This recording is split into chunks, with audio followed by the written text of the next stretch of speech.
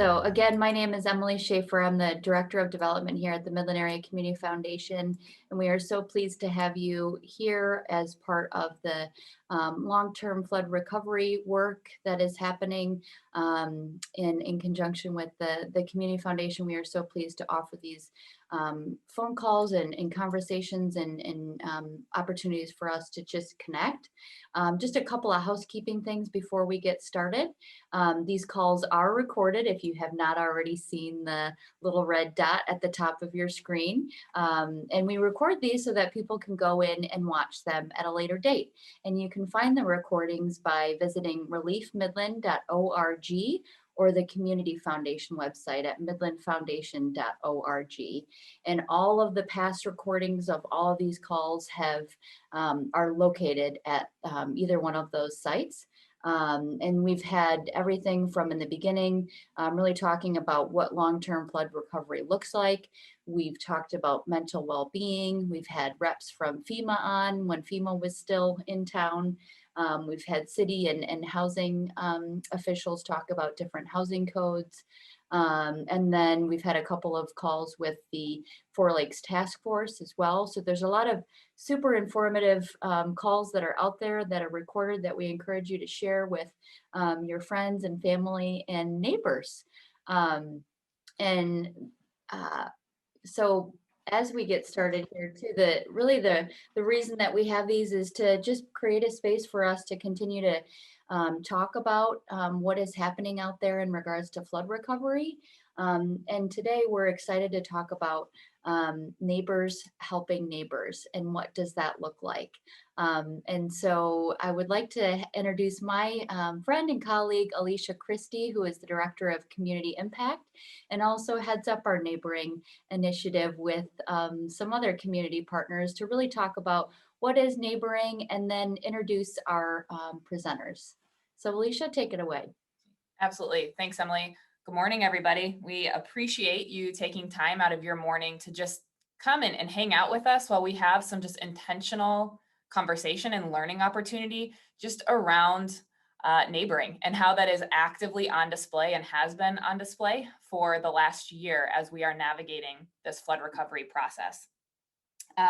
So before we get started into introducing our three wonderful presenters that we have for today's meeting, we just wanted to set the stage a little bit of neighboring in general and oftentimes how the Community Foundation utilizes neighboring in a lot of the actions and initiatives that we are engaging in. And so to start that off, we wanted to just make sure everybody was on the same page and knew about our vision statement, not at the Community Foundation, but Midland County's vision statement for our entire community. And that vision statement is together, forward, bold, an exceptional place where everyone thrives. And I think when we start thinking about neighboring, really neighboring is synonymous with building a community where everyone can thrive.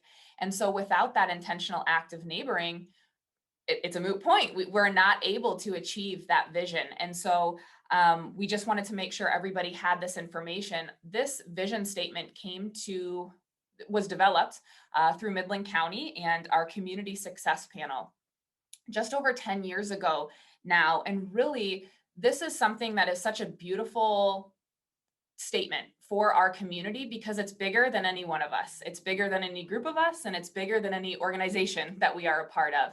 This vision statement is something that we can use as a bit of our North Star and guiding principles when we're looking at work within our community, when we're looking at what it means to be neighbors in our community, and so forth. So just wanted to kind of clearly represent that we do believe, neighboring is that synonymous component of developing a thriving community. So if you want to advance that slide for me, Em, thanks. And so today we are going to be looking at three tangible examples of neighboring. And I think before we get into that, we really just wanted to set the stage of the framework of neighboring in general. Oftentimes we utilize this very me-centered concept of neighboring, and that is okay. Neighboring is an individual act and an individual interaction that we have with others. But when we think about this from a community lens, we also want to be sure that we're really looking at the total framework of neighboring that we can use, again, as that kind of guiding understanding of how we're defining all of this. And so this idea of this me versus we versus us concept is not something that is directly related to neighboring, as opposed to we use this as a conceptual understanding of how well-being works within our community. But really this me, we, us graphic here is very representative of what we do believe neighboring looks like within our community. We know that to be a neighbor, to show neighboring, it is at an individual level of thinking about what can I do, me, myself, and I, to continue to kind of beat that drum of neighboring. And that is important. It's also looking at the we component, not only what can I do, but who is in my direct scope of influence that I can recruit in some sense to be part of that neighboring movement. So whether that's where you work, where you play, where you put your time and talent and energy in, and just other different ways, that's that we concept. And that's really important because your individual aspect can have that greater ripple effect on that we component. And then the us component of this graphic is our community at large. So it's all sectors within our community coming together, again, for that bigger purpose of really helping to develop a community where everyone does have that opportunity to thrive. And so we're showing this graphic not as a way to say you need to align to one of these, as opposed to have true impact of neighboring within our community. Neighboring exists at all of these levels, and they exist at the same time. They are intersectioned to where we don't want one happening over the other. We want them all happening simultaneously. And we hope that through hearing these three stories of community members who are really actively engaged in this concept of neighboring in many different ways, you'll see that there is that level of the me and the we and the us all at play, and all equally as important and impactful to one another. So with that being said, I am going to introduce the three speakers that we have today on our call. And again, thank you all for being here and sharing your stories. But before we get into it, I'm just going to let you know that each of them will take between 10 and 15 minutes to individually share their neighboring perspectives. And the first person to share their story will be Angela Cole, followed by Lisa Hall, and completed by Chris Moltra. And so before we get into that, I just have a few things to share about each of them, but totally recognizing that this is not an inclusive overview of who they are. So I am sure they will share more as they are talking. But Angela Cole, she is a local attorney within our community. She has experience working between the court system, private practice, and corporate law. Currently, she's the executive director of Affordable Legal Care. In addition to those professional entities, she's also very active in child advocacy and community volunteerism. And specifically within that community volunteerism realm, it's working within nonprofits and civic organizations. I think it's really beautiful, and I'm sure she'll touch on this, but Angela has lived in Sanford for 40 years. That is where she raised her family, all three of her sons, and really has this heart for her community. I also found it interesting that she said her first job was as a waitress in the village of Sanford. And again, just having that true working context and knowledge of the community is just awesome. And when she really thought about kind of the why behind her work, it really comes down to her servant heart. And I just think that that's so powerful, and want to definitely amplify that the greatest joy she has is from giving and serving other people. And so you will see that on display during her conversation today. But before I turn it over to her, I want to just share with you a little bit about our second presenter, and that is Lisa Hall. Lisa is the director of Midland County 911 as part of the Midland County Central Dispatch. She has 32 years in the 911 business, and specifically has served within Midland's 911 team since 1993. I did think it was great that she said she's one of the original team members at the Law Enforcement Center. I think that is very cool. And again, that contextual knowledge and just experience is a beautiful thing. I also appreciated, Lisa, when you shared that over the last year in public safety, you've had a renewed inspiration and awe for our community as you've watched people and systems navigate through COVID-19, creating a complexity with the dam failures as well. I think that that's just a beautiful opportunity to just stop and realize that even after 30 years, right, that you have this renewed inspiration and awe because of that community neighboring, essentially. I do have to note that she said she has a very boring personal life because she has a lot of her being tied up in the work that she does. And maybe it's because I can personally understand where she's coming from, but I just think that's such an amazing story to kind of share that, yeah, maybe from an outside perspective, it's that boring personal life, but I think it's just such a beautiful thing that her work is really that heartbeat of what she's doing. So looking forward to hearing her story as well. And then our final presenter, Chris. Chris is the Director of Business Development at Three Rivers Corporation. He has worked there since 2017. And I was very amazed that since graduating from Northwood in 2007, he's become super engaged within the community through not only his work, but involvement in other community efforts that are close to his heart. So in addition to serving on nonprofit boards, he's very involved in various committees. And those committees he's involved in are through the Great Lakes Bay Region Conscious Capitalism Chapter, the Midland Business Alliance, Young Leaders United, and ABC Greater Michigan Chapter.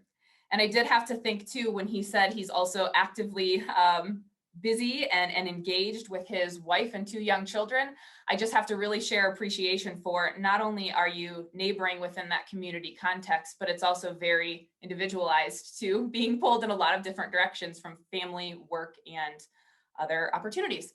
So with that being said, I'm going to turn this over to Angela, and she is going to start the presentation for us today.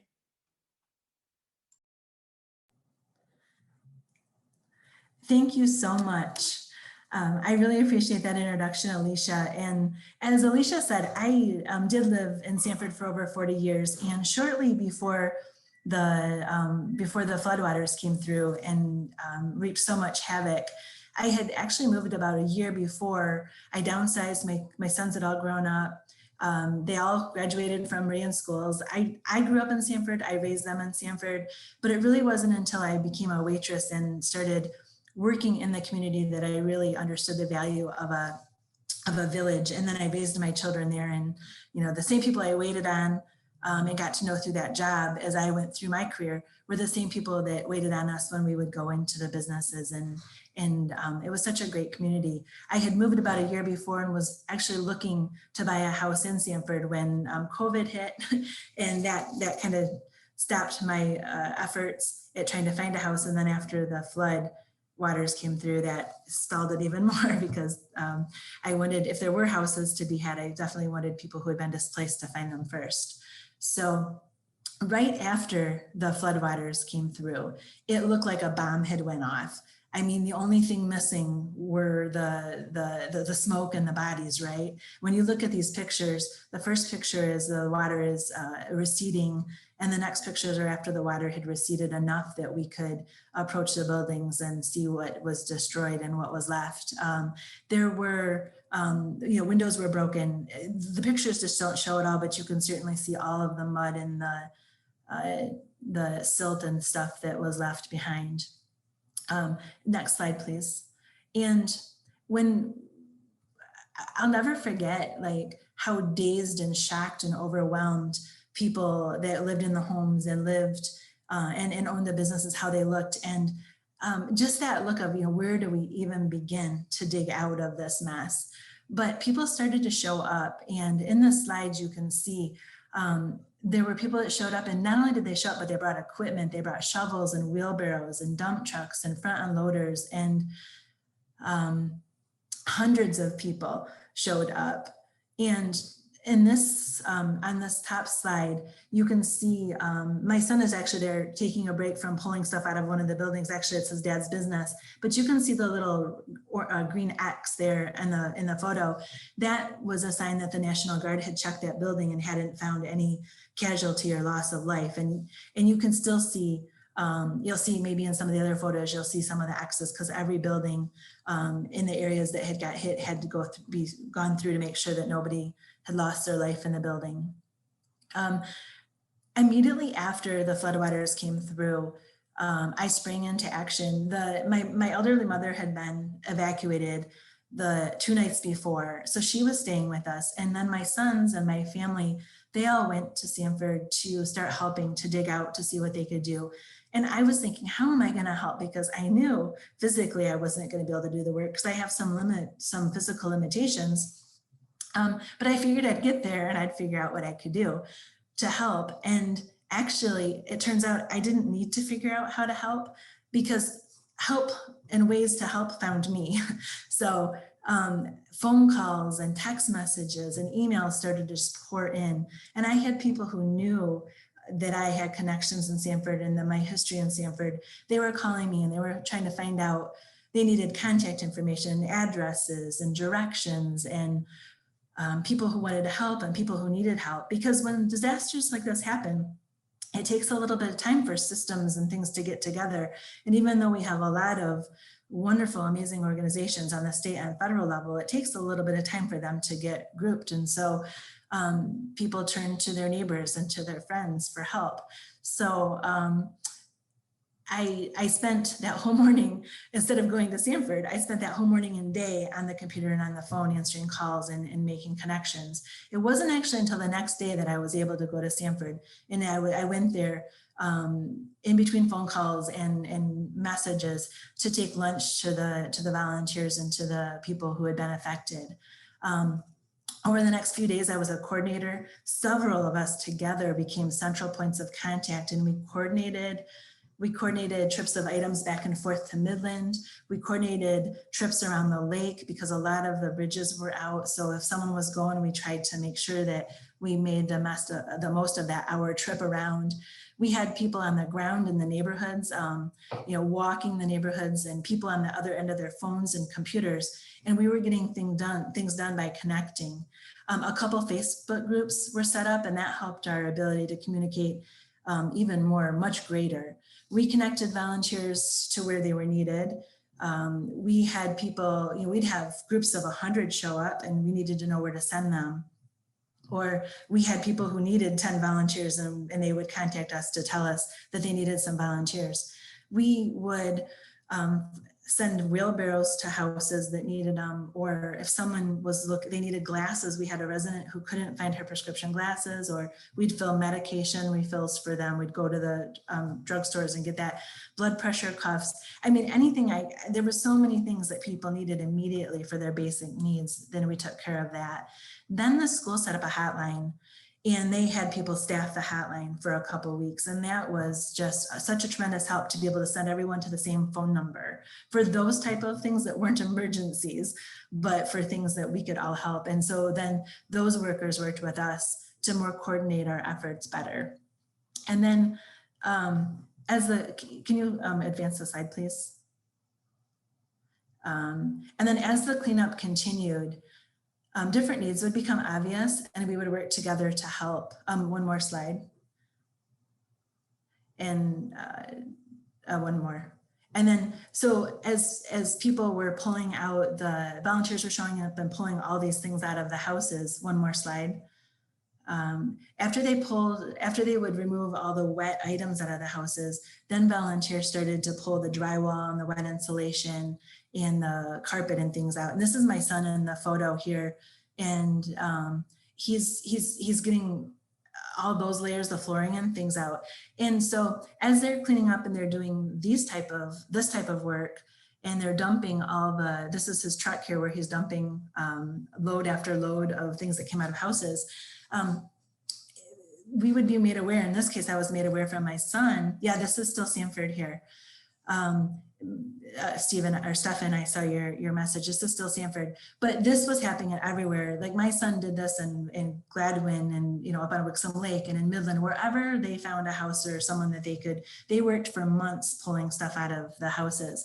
And as they were in there, we were finding about other needs. So my son told me that they were having a hard time getting generators and fans to help dry the houses out. So they could pull the items out, but people didn't have electricity. And if they had electricity or if they had a generator, they didn't have fans. So we coordinated a team for that. We reached out for generators and fans, which were in high demand, as you can imagine, because so many people in our communities, surrounding communities, got hit with the floodwaters.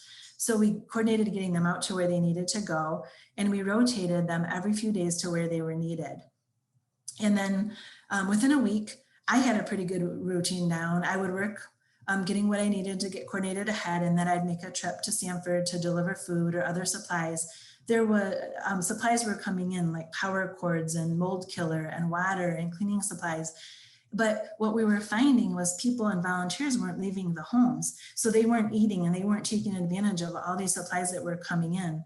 And so it wasn't just me, many of us were working together, a lot of great people alongside each other. And we were checking with each other to make sure that we were getting lunches and things to the different neighborhoods. And those efforts continued for quite some time. And as those efforts continued, we started to see, at least I noticed, that the look in people's eyes that had been affected started to change. It went from utter hopelessness and overwhelming disbelief, I think, and shock, to you could start to see a little bit of hope. You could see that they knew people cared and people were coming back, and people were helping them in one day do what would have taken them months and months to do, because they'd have 25 volunteers show up and help them.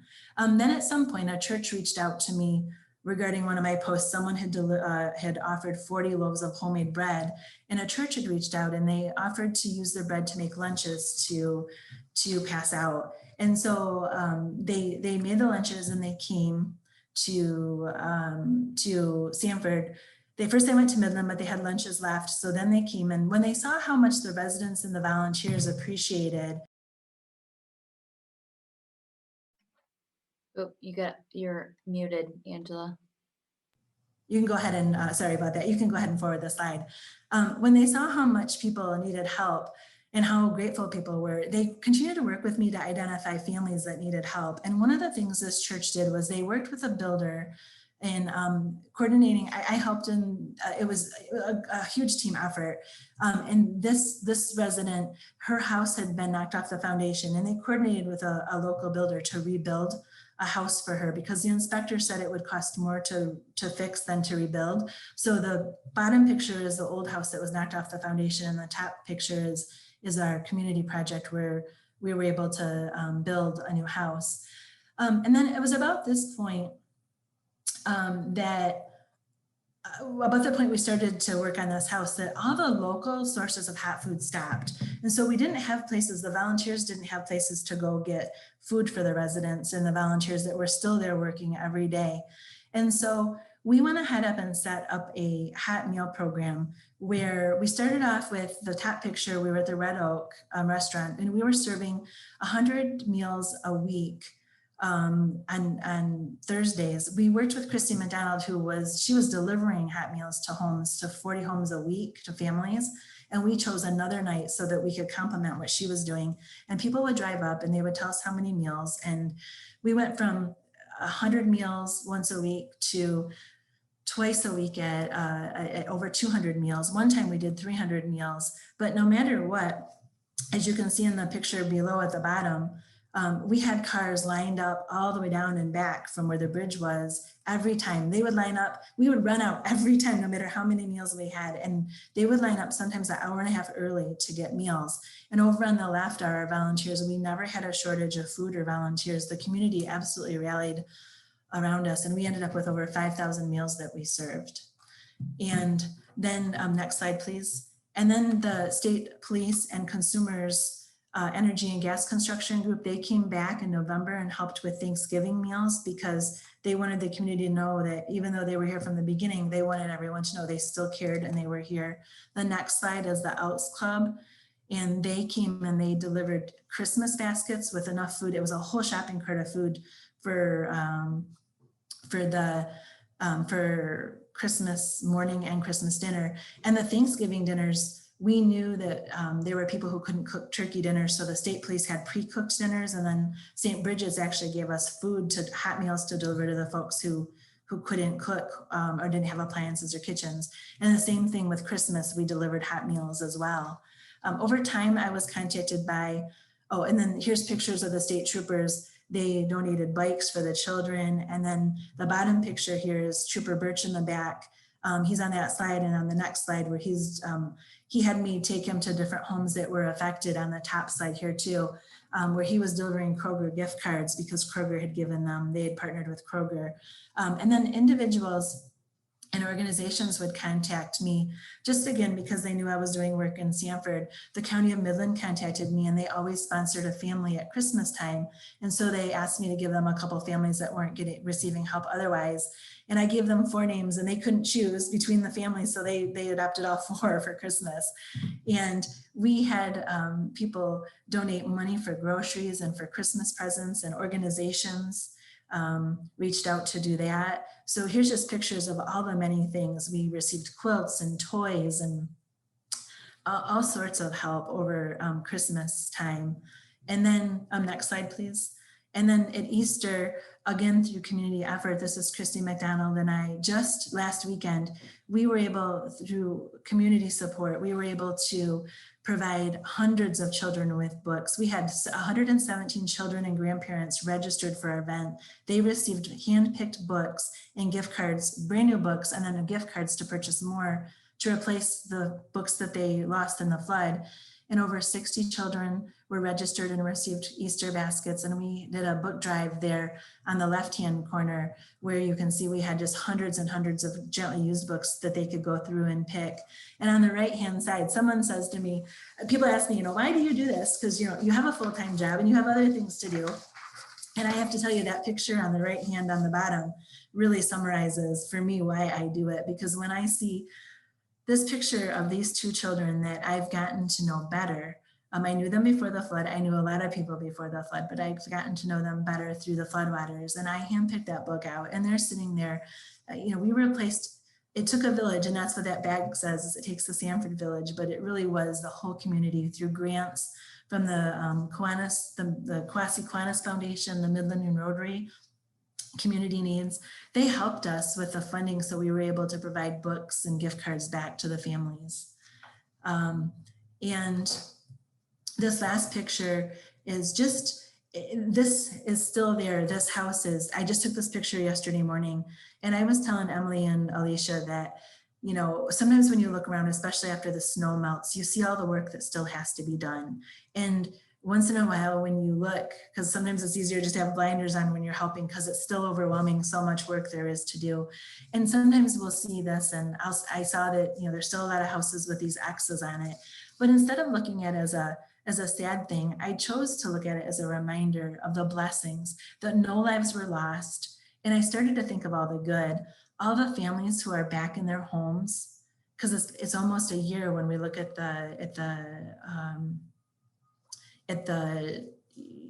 anniversary. And so there's so many families that are back in their homes. There are so many businesses that have reopened. There's restaurants and gas stations opening, and there's so many miracles. And so when I see things like this, it just reminds me of how far we've come from those first days when, it was such a great sign for us that there had been no lives lost. And I just want to thank everyone who's helped us. I'm at the end of my time, and so I just want to tell everyone, thank you so much for the help that you've done, because none of this could have been done without every person that helped and every person who's helping or who's helped, and we're so much greater together. Thank you, Angela. Really appreciate your overview and really putting that neighboring concept right on display in a multi-level approach. So next up, Lisa, I'm going to turn it over to you. Okay, thank you. So at the beginning of the presentation, when you had the vision statement up there, together, forward, and bold, if I knew that was our vision statement, I had forgotten. When I saw that, though, when you sent out the presentation, there really can't be a better description for any of us here. So I think that fits so perfectly. And when I saw that, I'm like, yeah, that's exactly how I feel about this community and our agencies and so forth. So this flag is something, of course, that you guys have all seen in some fashion or another, and it's usually for when someone in public safety is injured or sick or those types of things. But I have it here just to kind of talk about the neighboring within public safety. And I'm just going to try to give you an overview. It's really hard to describe the massive team that it takes to do things like this on the inside of this small building, and it can be quite overwhelming. And this was certainly something to see. And like I had said in my bio, in my 911 career, I never thought I would say I was a part of a world pandemic and a double dam failure. That's just, it still boggles my mind. But I love working within this community because we are different. Midland is different. They do work together. They do press forward, and we are bold. That is perfect descriptions. And I have worked over my 32 years with many different communities and many different agencies. I have a lot of state level involvement in the 911 community. So I know that we sit in a really good place, and we're kind of spoiled because we do have such positive working relationships. We always approach things as a team. We have very positive working relationships. We practice, we prepare. We have a lot of experience within all of our different agencies, and we have a high level of standard and expectations, and that's important. And the reason that's important is because that made a big difference in this event. It made a difference because we had teams and relationships that when this first started to come about, when we first started to worry about all of this, the amount of meetings and brainstorming and reach out was incredible because we knew the weather was doing something. We knew that, we know floods. We do floods all the time, right? But we knew this was a little bit different. And because we had such positive working relationships and such good connections, we knew who to reach out to and we knew who to start talking to. We started to make good decisions. We acted quickly. It still feels like a blur to me, but because of the level of trust that had already been established, because we knew who the experts were, people started to rally. We were in a good spot. The biggest impact out of all of this was we had 0 deaths.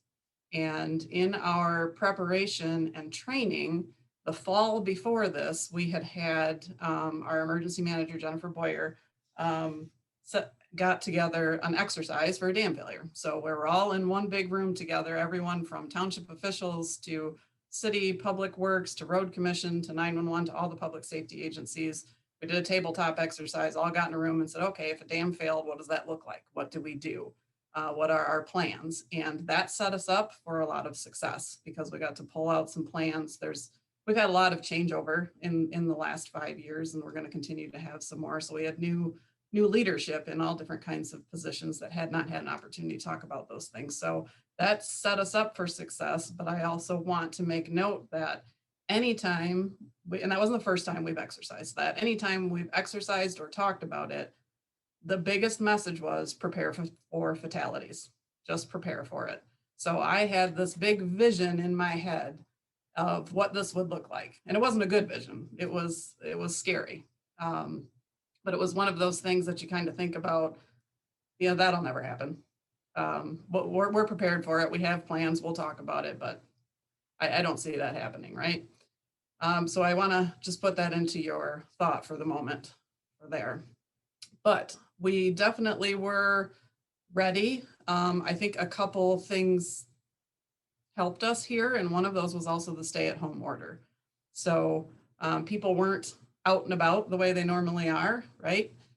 People were paying attention to some different things. People were more home, and we did have sort of an early evacuation too, which I'll talk about in a second here. But that first, I just want to give you a little glimpse into what the first 42 hours looked like. These kinds of events are a very heavy lift. Long-term events, they last long, they're heavy. We just keep passing the weight from stakeholder to stakeholder as it happens. We get the first blush of it. Public safety gets a good emergency management. And then of course, you're into long-term recovery. This is obviously lasting for a very long time. And we had a taste of this in 2017. We added in, the high-rise structure fire that displaced a bunch of people too. So we had a little taste of things and we were working our way to being better prepared for it.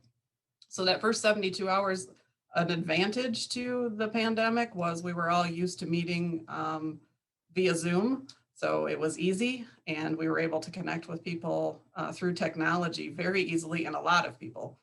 So it kind of put us in an interesting spot. We've never done that before. We always had to drive here to the law enforcement center, fill the room up with 100 people, and try to all talk through that. So that actually worked out quite well. We started lining up resources, and then we started preparing and notifying the community. These were not easy decisions, but these were decisions that had to be made, and these were not decisions that were made alone. We talked it out. We came with hearts for the community, and we came with the community's best interest in mind.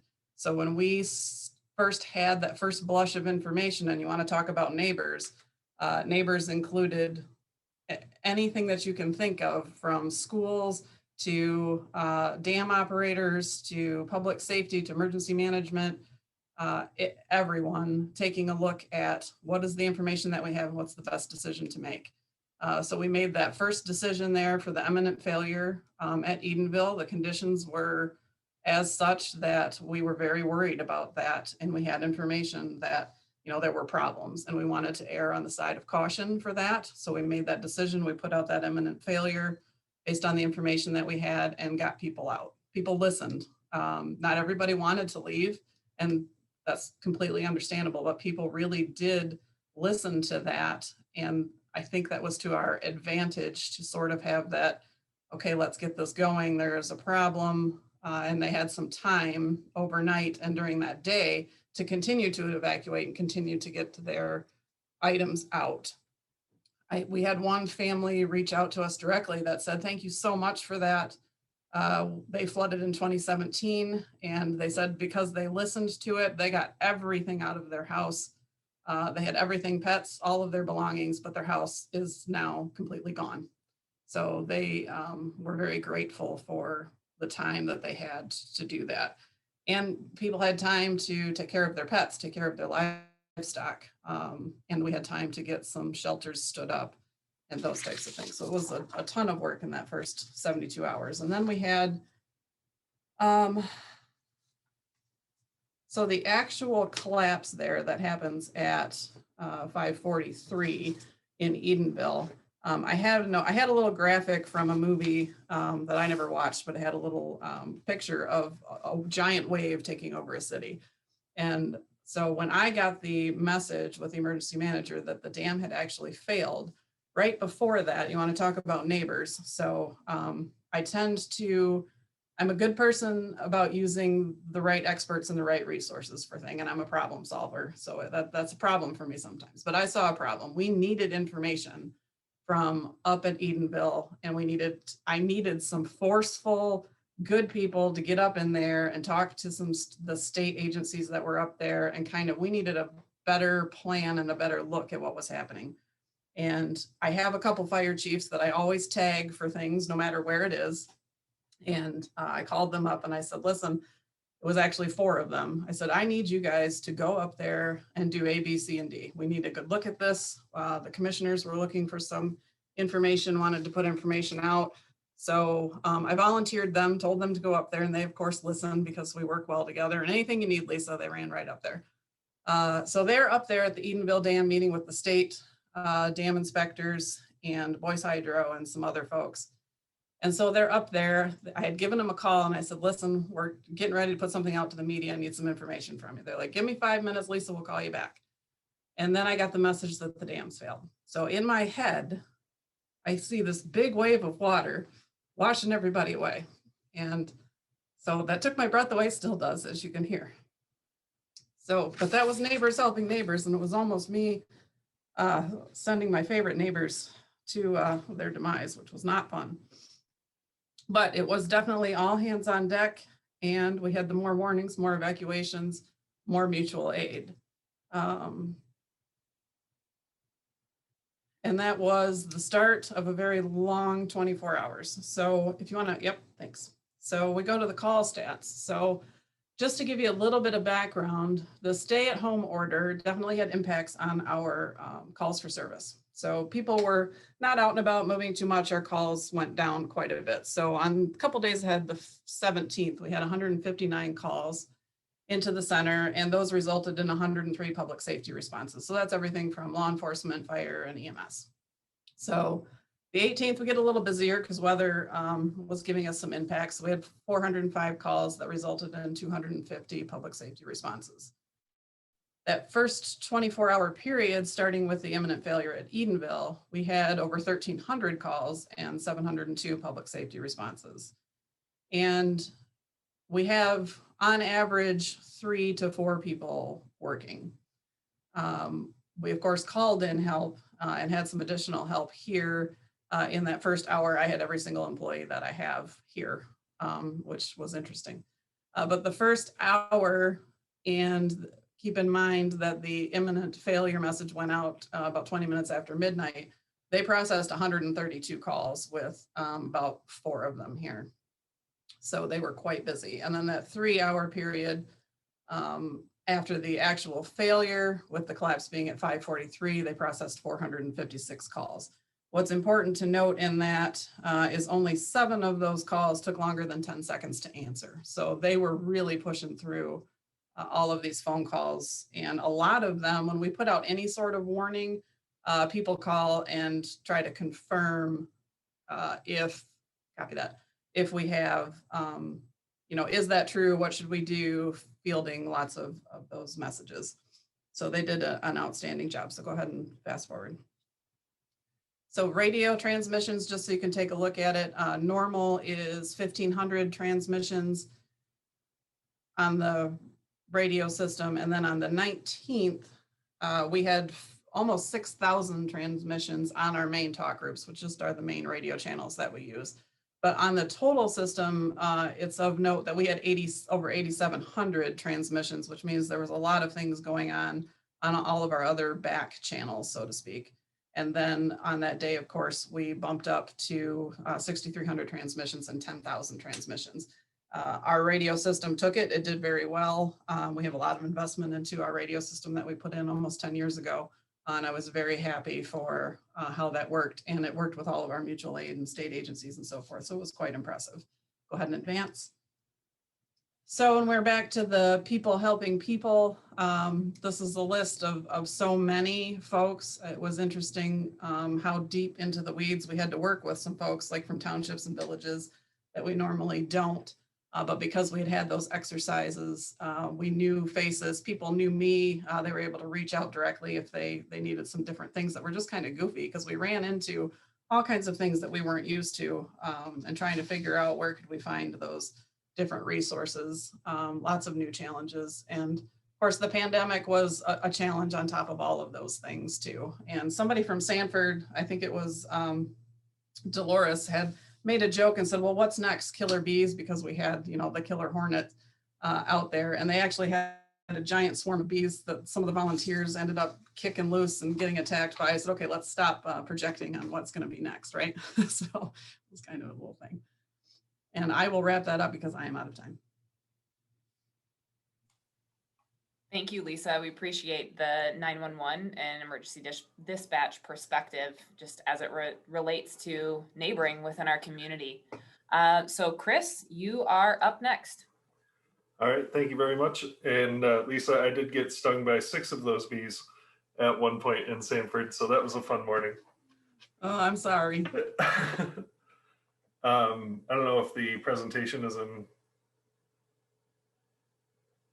Oh, that'll kind of work. I think if you can switch the screen, it might be better.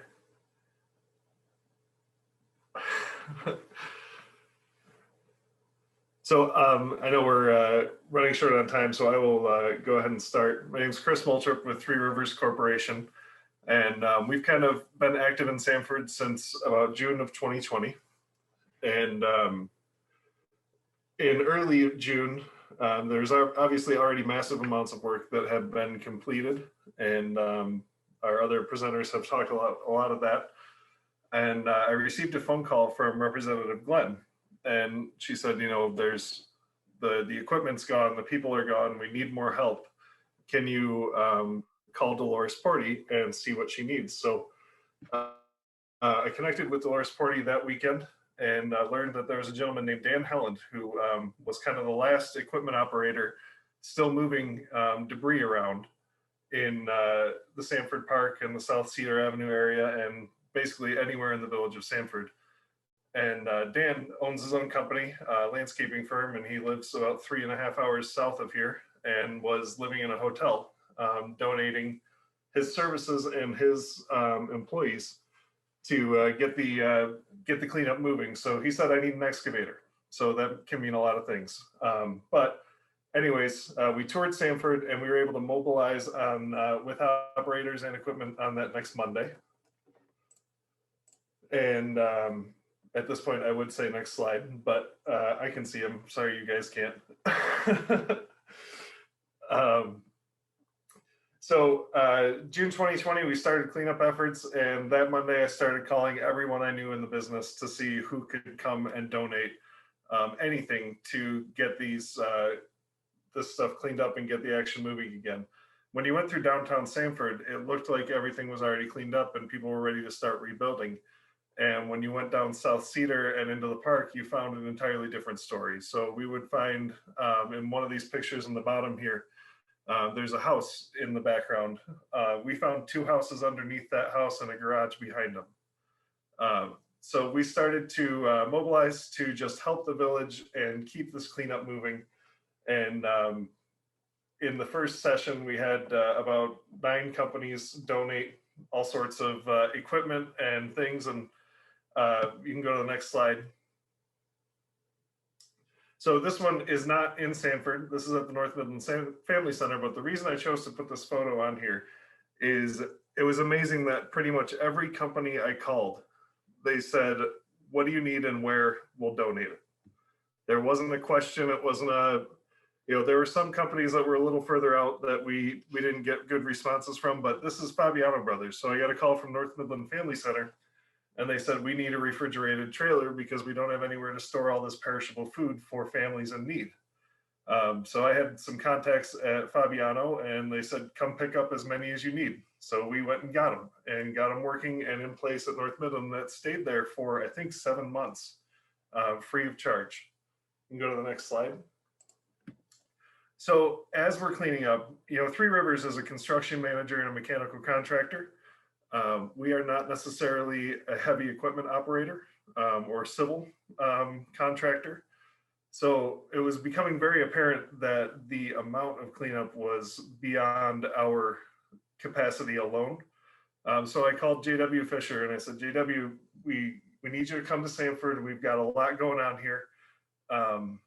We just need help. So he went to Sanford on a Sunday evening, and he called me that evening and he said, Chris, I went through and I'm not seeing what you're talking about. And I said, did you go left on South Cedar? And he said, no, I didn't even know there was a neighborhood back there. And I said, well, there isn't now, but there used to be. So I met him out there. We walked down, and I got to give JW credit. As we walked into South Cedar, he looks at me, goes, all right, I'm going to put 50,000 of in-kind services to get this cleaned up. We went around the corner on Railroad, and he says, you know what, let's make that 100,000. And by the time we got back up to Saginaw Road, he goes, you guys really need like 150,000 of services to get this thing moving. And I said, great, let's get a plan together. It took us about 2 months to get a plan together, but these are all the companies that we were able to get to donate services, equipment, or anything to help get that cleanup moving. You can go to the next slide. So just some pictures. We had to drain a pond to dig a house out of it and recover that from the groundwater. You can go to the next slide. Some more activity. Moorbark brought in this giant wood hog is what it's called, to get those massive piles of wood into something a little more manageable. You can go to the next slide. So that was the cleanup. And as we're going through the cleanup in about July or August, Bill Schutte reached out to us and said, we need to do something to help move this forward faster. So we came up with a plan called the Sanford Gladwin Rebuild Project, where we were going to rebuild 3 businesses and 3 homes with $1 million in funding raised by Gerstacker, Strosacker, Alden and Beta, Dow, and Corteva foundations. And we put together, you can go to the next slide, a program where we would grant these businesses up to $200,000 each and the homeowners up to $100,000 each, and we would secure those with mortgages. And the reason we did that is because we wanted them to stay in Sanford. There was a big fear that Sanford was going to disappear. People weren't going to come back. So we wanted to show that we can make an investment and we can bring this together and bring life back into this community. So the three businesses were Sanford Hardware, Red Oak Restaurant, and Strikers Lakeside Marina. It included some elements of Gladwin, and then 2 residences in downtown Sanford and 1 on Red Oak Road in Beaverton. And I do have to give credit to Angela Cole for volunteering to be the attorney for, I think, most of these clients as we negotiated these mortgages and grants and helped them understand that what we were doing was setting them up for success, not failure. So you can go to the next slide. So in addition to the $1 million that we raised to get this project moving, we had tons of in-kind support. And again, like I said earlier, I call these companies and they say, whatever you need, you've got it. DuPont, for example, even though the material supply for construction goods right now is very challenging, DuPont went out of their way to find insulation and paneling and all sorts of stuff to just donate to Sanford Hardware and other elements of the project. United Way of Midland County has been a great partner in their relationship with St. Gobain and Certainteed to get siding and other materials for the houses and 2 of the businesses. We don't need to go through all these, but every single one of these companies either donated or gave extreme discounts just to get these things moving, get this project going. And then one of note is at the bottom, the Robinson Industries family. There's one of the things that we thought we could achieve with this project is what is commonly known as the broken window effect. So if one starts fixing in a neighborhood, others will be inspired and start doing the same thing. So Robinson Industries reached out and said, we'd like to donate a large sum of money to a company to help them rebuild. They believe in entrepreneurship and family-owned businesses. So we connected them with Ellis Party Store, and they made a substantial cash donation to Ellis that helped them get open sooner. Go to the next slide. So this is just some of the photos of the activity going on in a few of the houses. We're going to jump around real quick to Sanford Shines. So when we were talking with Bill Schutte about starting this, he said, you know, Chris, I want to have a Hallmark movie Christmas event in December to have these people all move back in and these businesses open. Well, not all the people were moved back in their houses and not all the businesses were open. In fact, none of them were. But we still were able to bring together a huge collaboration of folks from Sanford Strong, Angela Cole, and a Marilot to create really what I think none of us expected when we said, let's light up a tree in downtown Sanford, and turned into 65 trees decorated by companies and organizations, a huge parade with Santa, and a fully lit up downtown that was provided in kind by Shine window washing and Christmas decorations in Midland. So the last slide here is, where are we now? So all 3 families are moved back in and comfortable in their homes. The Red Oak Restaurant opened on Easter Sunday and is open for business from 7 a.m. to 9 p.m. every day now.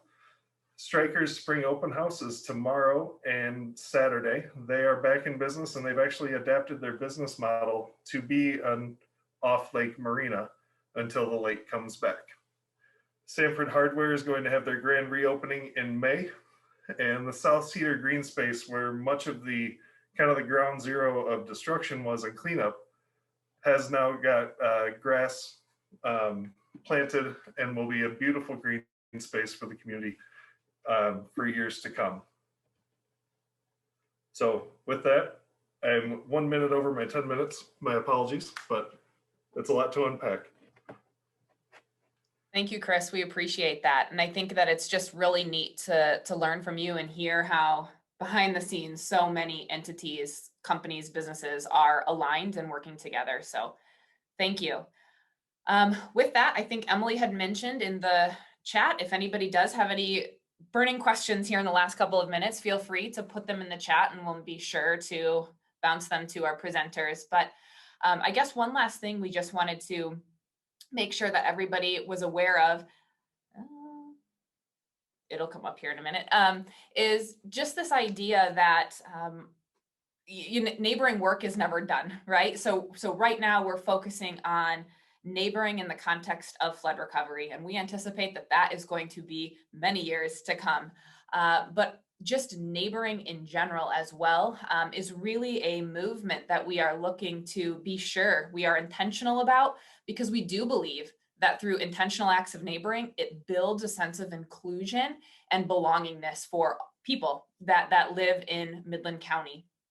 And so we did just want to put on everybody's radar that end of September into very early October, our community, we celebrate Neighboring Week together. And I think that that's just something that we kind of want to, again, just make you aware of, nothing you need to do now, but keeping in mind that you don't have to wait. You don't have to wait until that September date to engage in that act of either the me, we, or us concept of neighboring.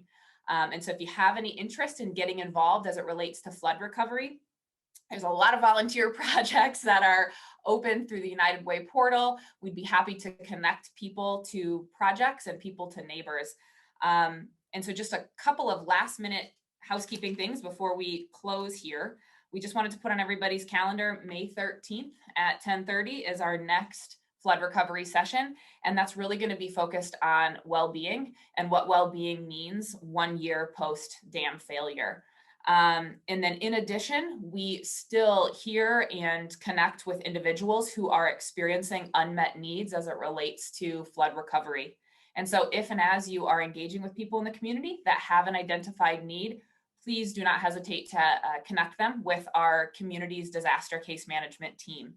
And so that number is 989-374-8000. And I will be sure that that is dropped here in the chat as well. So with that, I'm just going to look here and see if there are any other questions. Let's see. So just one quick thing that people do expect more rebuild work to commence and to continue through the summer, especially with the COVID vaccine. What are some plans and who to contact for help? And I think that I guess I would direct back to the United Way portal and that volunteer portal, unless anybody on this call has anything else that they want to share. I would say while there's lots of events going on, I would support the recommendation to go through the United Way portal, because they've been a wonderful partner and they're helping all of us manage volunteers and time, and everyone's working so well together that would be the best way to know about all the different opportunities. Yeah, thanks, Angela, for sharing that. And if you go to the unitedway.org and then hit the Get Involved tab at the top, there's a volunteer button there, and it highlights all the different volunteer opportunities. And they are working directly with the disaster case managers too, so that they're aware of needs. And then too, if you have a group that might want to help, they are accepting all kinds of volunteers. And so definitely, as people are vaccinated and feel more comfortable, encourage people to check that site out. Great question. All righty. And just looking at the time, we are at 11:30 on the dot, just turned 11:31. So I want to thank everybody again for joining us today. Just again, this intentional conversation around what it looks like to be engaged in the act of neighboring. Thank you all. And we hope that we'll see you in May for our next flood call.